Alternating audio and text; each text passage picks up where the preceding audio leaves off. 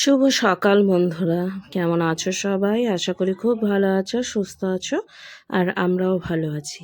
আজকের ভিডিওটা একটু অন্যরকমভাবে শুরু করা হলো, কারণ সকাল সকাল এসেছি রনকে নিয়ে একটু ডাক্তার দেখাতে।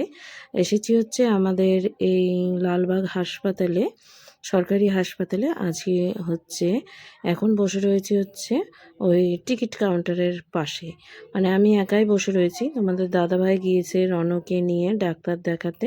ওর চোখের সমস্যা আছে, ওর জন্মগতই চোখে মানে এক চোখে দেখতে পায় না, যেটা ওই যে চোখ দেখিয়েছি এর আগে, যেটা একটু টেরা রয়েছে, সেই চোখটাই হচ্ছে ও দেখতে পায় না একবারই। তো এক চোখে দেখে, তো ওকে নিয়ে নেপালে যাওয়া হয়েছিল ডাক্তার দেখানোর জন্য। তো সেখানে গিয়ে ডাক্তারবাবু বলেছেন যে সব এক বক্তৃতা চোখে শুনে দেখতে পাবে, এক আবার চোখে দেখতে পাবে না, রিপিটে কারণ এটা হচ্ছে সমস্যা ওটাতে তো জন্মগত। 10% কম ছিল, এটা তো কিন্তু 30% হবে, হচ্ছে এটা তো বুঝতে মোটামুটি কাজ পারেনি হবে না যে তাহলে হবে। মানে ছোট বুঝতেই 20 পারছো, একবারেই ছোট হয়ে গেছিল। ছোটবেলা থেকে কিছুই বুঝতে পারেনি। এখন বলে যে এক ও চোখে বলে তার দেখতে 30% পায় না। উপরে দাম দিতে হবে, তোমার তো তখন তার দাম জন্য দেবো। নেপাল থেকে বলেছে বলে যে পরপর এবার 6 মাস পর পর একবার করে এই পার্সেন্টেজটা দিয়েছে ওনার ছেলে, বাড়িয়ে দিতে বলেছে যে ওই চোখে যেন এটা ভালো আছে কি নাই। তো তার জন্যই আমরা এসেছি হচ্ছে লালবাগ হাসপাতালে। গত দুবার আসা হয়েছে, তখন হচ্ছে পার্সেন্টেজ নিয়ে একটু সমস্যায় ছিল। তো তার জন্য হ্যান্ডিক্যাপে কোনো কাজ হবে না তাই বলা হয়েছিল। তো তার জন্যই আবারও ওর মামা নিয়ে এসেছে ওকে। তো তার সাথে আমি এসেছি, কারণ একটা কাজ রয়েছে, সেই কাজে আমি যাব। তার জন্যই তোমাদের দাদাভাইয়ের সঙ্গে আর রনর সঙ্গে এসেছি। তো রনকে ডাক্তার দেখানো হলো, তো পার্সেন্টেজ এমন কিছু বাড়ায়নি, মোটামুটি একটু বাড়িয়েছে, ওর মামা বলে বলে বাড়িয়েছে। তো এখন হচ্ছে ও বলছিল যে আসার পথে ওর বাবা ওকে ডাহাপাড়ায় নামিয়ে দিয়েছে, তখন হচ্ছে একটা পাখি পটি করে দিয়েছিল নাকের ওপরে। তো এই যে এখন আমরা বেরিয়ে পড়ছি, যাব কোথায় সেটা তোমাদের সঙ্গে শেয়ার করব। তো এই দিকটায় গাড়ি রাখা হয়েছিল, আর যেখানে সেখানে গাড়ি রাখলে তখন আবার দেখা গেল যে গাড়ি চুরি হয়ে যেতে পারে, মানে বিশ্বাস নেই, তার জন্যই গ্যারেজে রাখা হয়েছিল। তো এখন এই যে পেছনের মানে দুটো গেট আছে আমাদের এই হাসপাতালের, দুটো গেট আছে, একটা সামনের গেট, একটা পেছনের গেট। তো আমরা পেছনের গেটটা দিয়ে বেরালাম। তো হাসপাতালে ঢুকলেই মানে কি বলবো, আমি ভেতরে ঢুকতে চাইনি। তোমাদের দাদাভাইকে বলেছিলাম আমি বাইরেই বসে আছি, আমি ভেতরে যাব না, কারণ আমার প্রচণ্ড মন খারাপ করছিল, আমার শরীরটাও খারাপ করছিল। এই হাসপাতালে কতটা দিন আমি কাটিয়েছি মায়ের সঙ্গে, মানে হাসপাতালে ওর জন্য আমি আর যেতেই চাই না। মায়ের যাওয়ার পর এই প্রথম হাসপাতালে ঢুকলাম। তো মানে হাসপাতালে ঢুকিনি, বাইরে থেকেই বেরিয়ে এসেছি। আর তোমাদের দাদাভাই গিয়েছিল, দেখতেই পেয়েছো, সেটা শেয়ার করেছি। তো যাই হোক, এদিকে চলে এসেছি হচ্ছে আমাদের সোমবার হাটে, সেটা হচ্ছে জামা কাপড়ের হাট। শুধু জামা কাপড় নয়, জুতোও আছে। তো সেই হাটেই চলে এসেছি, আর এত গরম পড়েছে ধারণার বাইরে। হাটে ঢোকার আগে মোটামুটি তাও একটু গরমটা কম লাগছিল, কিন্তু হাটে ঢোকার পর অবস্থা খুব খারাপ ছিল তিনজনা। তো ঢোকার আগেই হচ্ছে একটু আখের রস খেয়ে নিচ্ছি। তো তোমাদের দাদাভাই বলছিল একটু লেবু দাও, তাহলে একটু ভালো লাগবে। এরপরে যখন আবার আখের রস খেয়েছিলাম, তখন হচ্ছে ওর মানে ছেলেটার বাবা ছিল, তখন বরফ দিয়েছিল, বেশ খেতে ভালো লাগছিল। ওর বাবা মনে হয় বরফ আনতেই গিয়েছিল। তো যাই হোক, এখন তিনজনা মিলে আখের রস খাবো, খেয়ে দিয়ে তারপরে ভেতরে ঢুকবো। আর দেখে নিশ্চয়ই বুঝতে পারছো কতটা গরম পড়েছে। মহিলাটাকে দেখে দেখো, ছেলেটাকে দেখে দেখো যে রোদের মধ্যে কতটা কষ্ট করছে। আর আমার চোখ মুখ দেখো একবারে কালো হয়ে গিয়েছে, কারণ শুধু আমার একার নয়, সমস্ত মানে সবারই কম বেশি এরকমই অবস্থা। তো আখের রসটা খেয়ে মোটামুটি ঠিকঠাকই ছিল। সকালবেলা খাওয়া দাওয়া করেছি, ভাত খেয়েছি, আর ভাত রান্না করেই এসেছি, যেহেতু রণ খেয়ে যাবে তোর জন্য ভাতটা করা হয়েছে। আর রাত্রেকার তরকারি ছিল, সেটাই গরম করে রেখেছি। তো সেটা দিয়েই আমাদের খাওয়া হয়েছিল। আজকের খাওয়া দাওয়াটা সেভাবে কিছু শেয়ার করা হয়নি। তো এখানে হচ্ছে তোমাদের দাদাভাই এখন বিল পেমেন্ট করছে, কিন্তু হলো না। তারপরে আমি বললাম আমার এখান থেকেই দাও, তো সেটাই দেওয়া হয়েছে। তারপরে ঢুকে গেলাম হচ্ছে হাটের মধ্যে। তো দেখতে পাচ্ছ ভিড় কতটা, আর এত ভিড়ের মধ্যে যত লোকজন থাকবে তত গরম লাগবে বেশি। এই এতটা মানে এত লোকজন, তো গরমে তো আমাদের মানে আলু সেদ্ধ, ভেন্ডি সেদ্ধ এরকম অবস্থা হয়ে গিয়েছিল। তো আস্তে আস্তেই হাঁটছিলাম, কিন্তু তোমাদের দাদাভাই আর রনও এত জোরে জোরে হাঁটছিল, আমার অবস্থা খুব খারাপ হয়ে গেছিলো। তাই বললাম একটু ধীরে সুস্থে চলো। তো তো হাটের সেরকম কিছুই আর তোমাদেরকে দেখানো হলো না, মোটামুটি একটু আধটু দেখিয়েছি, কারণ এত গরমের মধ্যে আমি ভিডিওই করতে পারছিলাম না। তো জামা কাপড় কিন্তু খুবই ভালো, আর হাটে এসেই যে জামা কাপড় খুব খারাপ হবে সেটা নয়, কারণ এই যে যারা হাটে বসেছে তাদের নিজস্ব দোকান রয়েছে, তো তারা কিন্তু দোকানেই বসে, আর এই হাটটা হয়েছে যে দোকানদাররা এসেই বসবে।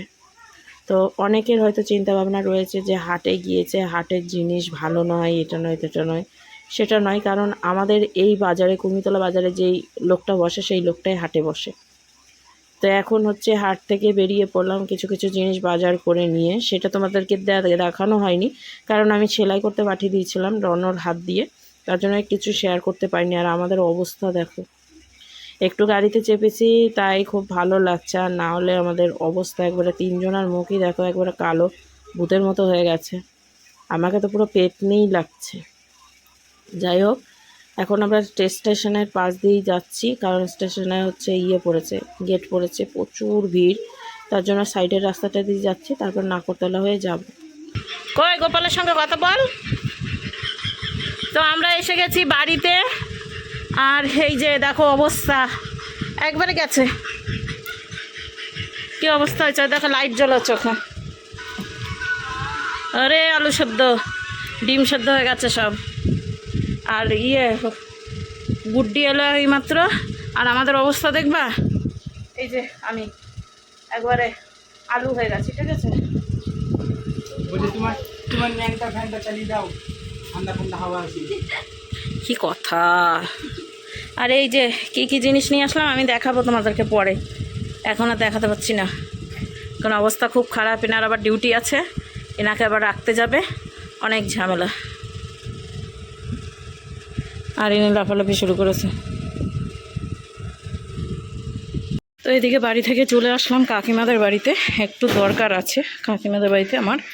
আর তোমাদের দাদাভাই রনকে নিয়ে গেল অফিসের দিকে, ওখানে নামিয়ে দেবে।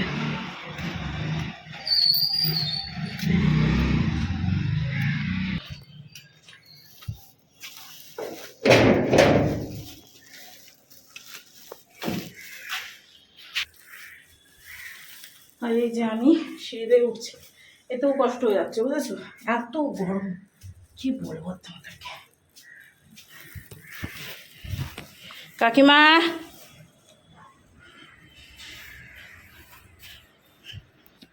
কাকিমা এখন পুজো করবে। হ্যাঁ ঠিক আছে, গরম যা পড়েছে গো আজকে, পিঁপড়া উঠছে কেন দিক দিয়ে, কোন দিক দিয়ে পিঁপড়া আছে, ওই যে ওই দিক দিয়ে যাচ্ছে, যে কিছু আছে নাকি এখানে খাবার দাবার, বুঝতে পারছি না, 5 মিনিট লেখা টানছি তো। আমি আর বাড়িতে খাওয়া দাওয়া করিনি, তোমাদের দাদাভাই আর রন খাওয়া দাওয়া করে তারপরে ওরা বেরিয়ে গেছে। আর এই দিকে হচ্ছে আমি, কাকিমা আর কাকাবাবু খেতে বসেছি। আর এই যে খাবারটা হয়েছে সেই খাবারটা একবারে অমৃত আমার কাছে, সেটাই লেগেছে। তো ডিম ভাজা করেছে আর আলু মেখে নিয়েছি আমি, দিয়ে তারপরে একটু শুয়েছিলাম, তারপরে হচ্ছে উঠে এখন আমরা একটু বাইরের দিকে যাব, একটু মামার দোকানে যাব কিছু জিনিস নেওয়ার জন্য। তো কাকিমা ওদিকে রেডি হয়ে গিয়েছে, আর আমি নিচে যাচ্ছি, কারণ নিচে রয়েছে চাবি, তো সেই চাবিটা নিয়েই এখন আবার উপরে যেতে হবে। আর কাকিমার কিন্তু বেশি সময় লাগে না রেডি হতে, শাড়িটা পরতেই যতক্ষণ সময় লাগে। যাই হোক, এখান থেকে চাবি নিয়ে এখন উপরে গিয়ে কাকিমাকে দিই, কাকিমা তালাটা মেরে নিক। আর কাকাবাবু অফিস গিয়েছে, কাকাবাবু আর আসেনি এখনও পর্যন্ত, তো তার জন্যই তালা মেরে বেরোচ্ছি দুজনা মিলে।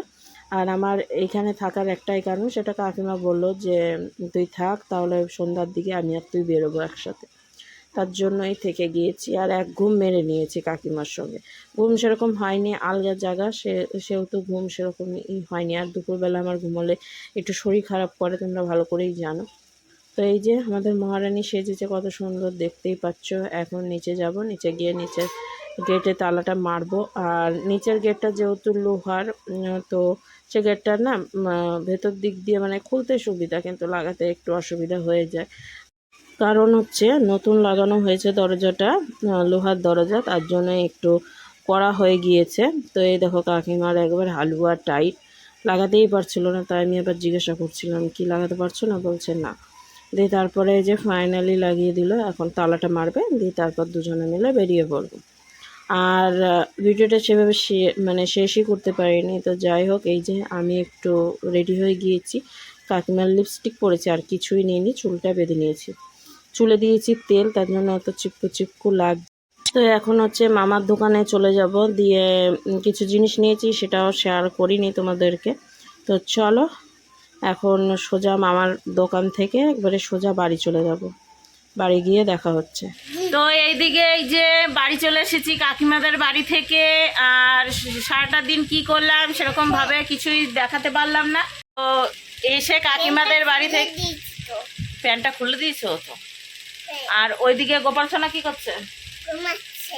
তো গোপাল সোনাকে এসে খাইয়ে দাইয়ে ঘুম পাড়িয়ে দিয়েছি।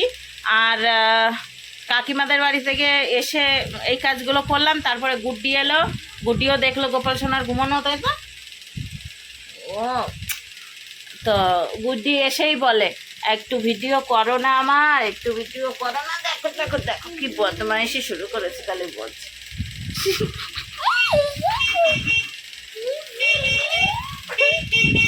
কে রে?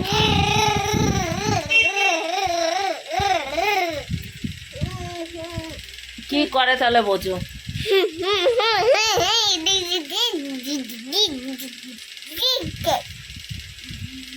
ও দেখো দেখো অবস্থা, এই দেখো কি বদমাইশি শুরু করেছে, এরকমই চলবে।